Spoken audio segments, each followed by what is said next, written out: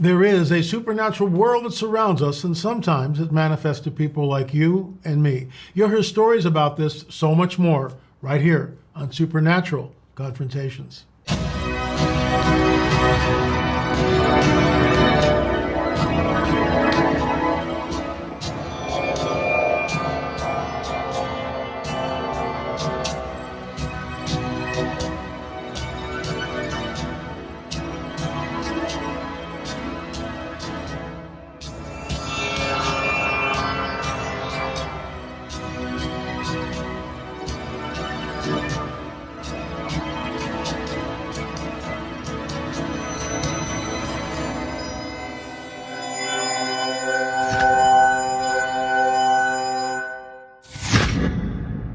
I am your intrepid host. Thanks for tuning in to Supernatural Confrontations. As always, we have a wonderful guest who's being bold and courageous enough to come on the record. If you have a story that you'd like to share, and if you're bold and courageous enough, shoot us an email, supernatural@lamarzulli.net, supernatural@lamarzulli.net. In the meantime, before we get to our guests, here's a word from our trusted sponsor. Folks, the U.S. dollar has lost 85% of its value since the 1970s, when the dollar decoupled from gold, and the government seems bent on continuing the tradition. From now until after the next elections, the government can print as much money as they want. The last time they did that, inflation went up 9%. This can only mean one thing. The security of your future and your family's future is all in your hands. Make sure you freeze the value of the wealth you are holding. Invest in gold with Noble Gold Investments.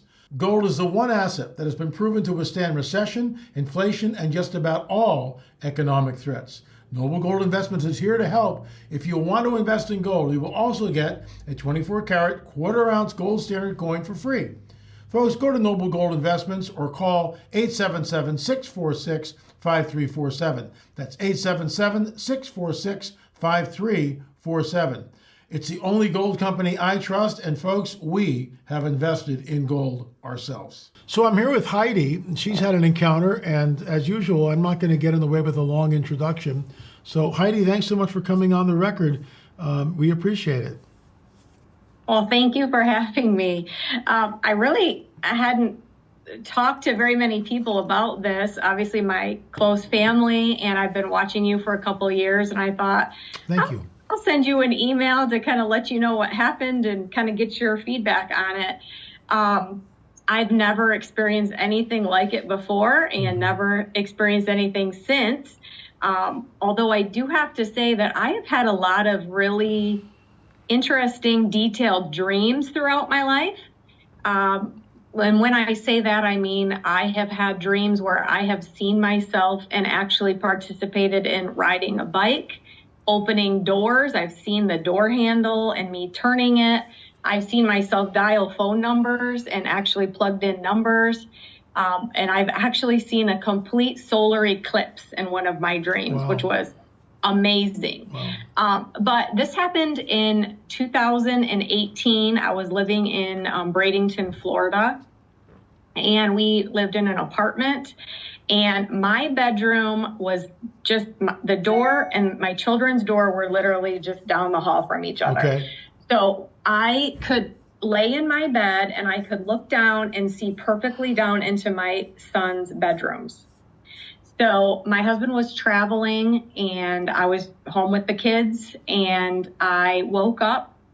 I honestly can't tell you what time it was. It was very early in the morning. There was daylight coming through. I could see the light from my son's bedroom, but something woke me up.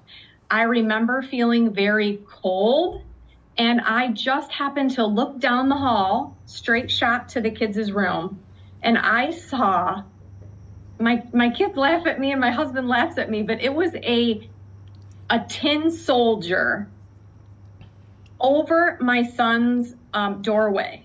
His legs were so long that it literally straddled over the doorway. Wow.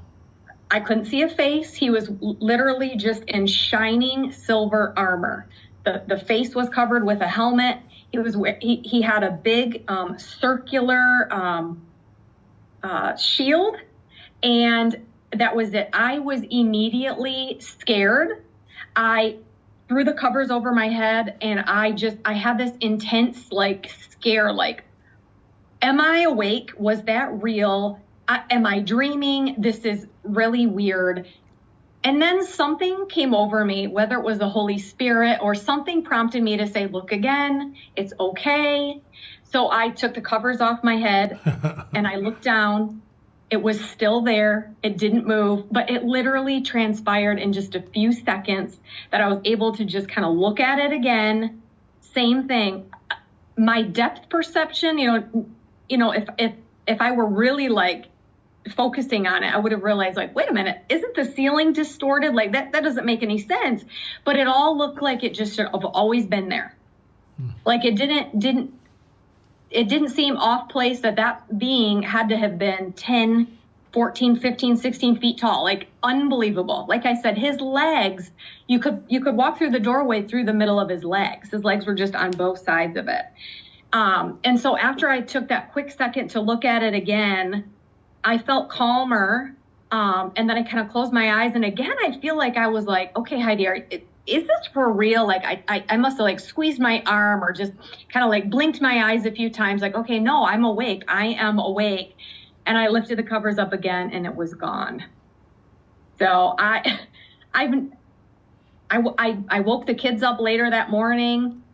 And if I could guess, I would guess it'd probably be like 5 a.m. or so. I woke the kids up later and I told them about it. I was so shooken up about it, but so excited, like, wow. And of course, my boys were like 5 and 10 at the time. And they're like, wow, Mom, it was our guardian angel. Right, exactly. Like it had to be. Yeah, it's exactly what it was. Yeah. Wow. Anyways, nothing like that has ever happened. I'm a born again Christian. So, I know that, demons can't, harm me or anything like that. And like I said, I was initially frightened and then something just came over me to say, look again, look again. Anyways, it was incredible. I've told a few close family members, of course, they all think I'm, crazy, but. No, you're not crazy. And you had a supernatural confrontation, a supernatural encounter. Let me probe a little bit. So The armor was shining. You saw the shield. Was there any writing on the shield? No, I didn't notice any writing. Just incredibly bright silver. I mean, very shiny, like brand new, sparkling. Like, I mean, it certainly wasn't worn or anything like that. Did you see a hand or anything like that at all? Mm-mm. Nothing. I don't remember seeing any skin. So the legs were clothed or sheathed in this armor. Is that a fair statement? Yeah. Yeah. Was there a sword? Now that you say that, possibly on the side of his leg, maybe. Like, I was very much paying attention to that shield that he was holding. He's holding it up like this. And like I said, the door is almost like this, the doorway. And so his legs came down. You could have walked through the doorway and then his body, of course, was at the top. But they're very well made. Now that you say that, may have been a sword kind of down on his side, not on his leg. Did you see his torso and his face? You did see that. Yeah. So what you're looking at is when Jesus is transported, when he's out in the desert, and the enemy, Satan himself, takes him up to a high place and shows him in a moment of time all the kingdoms of the world. That's hyperdimensionality. He's seeing, he's on earth, but he's seeing something. So what's happening to you is hyperdimensionality. You're seeing the house, but you're also seeing through the house to where into the spirit where the angel is sitting. So you're like getting both. This is really cool. Which is really amazing. That's incredible. So when you're looking at him, you didn't see a face. Was there armor in front of the face? So he's completely in armor. Yeah, he was completely in armor, like a silver helmet.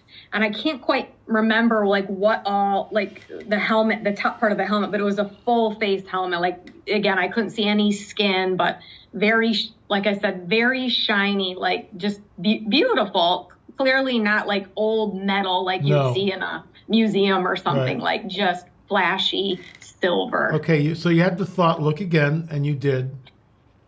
Was the first time you saw it, did you get any impressions?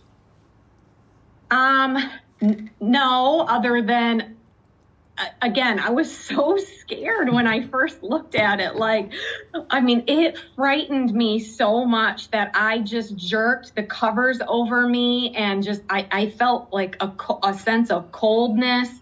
I was probably in a quick sweat. And it was just a few seconds, like I clearly felt and heard, just look again. And then I took it off and it looked the same. It hadn't moved. It was in the same, area. It hadn't moved at all. So when you hear look again, is that an audible voice or is it just like a mental telepathic? I think it was audible. I think it was. I just love these stories. I really do. They're like bedtime stories for me. Okay, so you hear an audible voice. Look again. Was it a male or female voice? I'm certain it was a male voice. Okay. Was it deep and like this? No. How did it sound? It just a calm, just a calm monotone kind of look again. Just, and again, it just made me feel like, okay, like that scaredness and that frightenedness went away.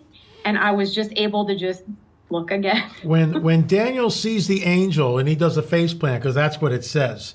It's like, I saw the angel and I fell on my face. Well, in modern day vernacular, Daniel, you just did a face plant. So the angel's like, it happened again. Sorry about that. And he goes over and he picks him up and he's speaking into Daniel's life. He's like speaking over him.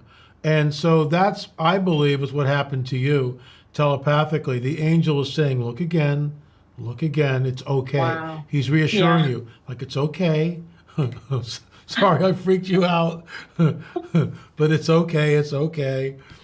And, you got to see something like that, which is, and you're right. When we encounter anything like that, I mean, it's intense. My gosh.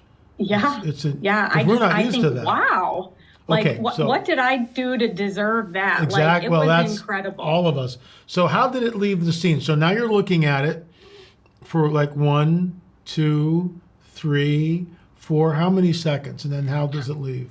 Yeah, probably 3 or 4 seconds, maybe. Okay. And then I just inadvertently just kind of blinked my eyes. Again, I was kind of like, telling myself, is this a dream? No, I'm awake. Like kind of wanted to blink my eyes a few times. Just like, okay, making sure that this is legit. And when I opened them back up again, it was gone. It was just this fleeting moment that I got that opportunity to see that. But that is so cool. That's just amazing. Wow.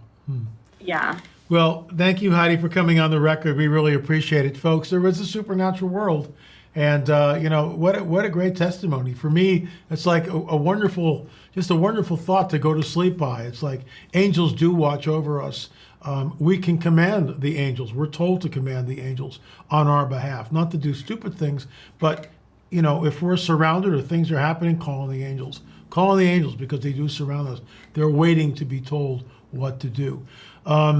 Anyway, folks, the number 6 in our UFO series is on cattle mutilations. It should be available fairly shortly. It's being shipped over to the disc makers, and we'll have product in our hands probably in about 3 weeks, probably the end of the month, early September. So we're excited about that. We are working on the number 7 and 8 in the film series, which is on the Roswell incident. It's a 2-parter. That's how much information we have on it. And of course, the last in the series will be What is the Truth? And so we have to have all these out by the end of the year. That's the Lord's marching orders. So check us out. Go to lamarzulli.net, lamarzulli.net. Hit the little subscribe button. Thanks so much for watching. Remember, folks, there is a supernatural world that surrounds us. And sometimes it manifests to people like you and me. Thanks for watching.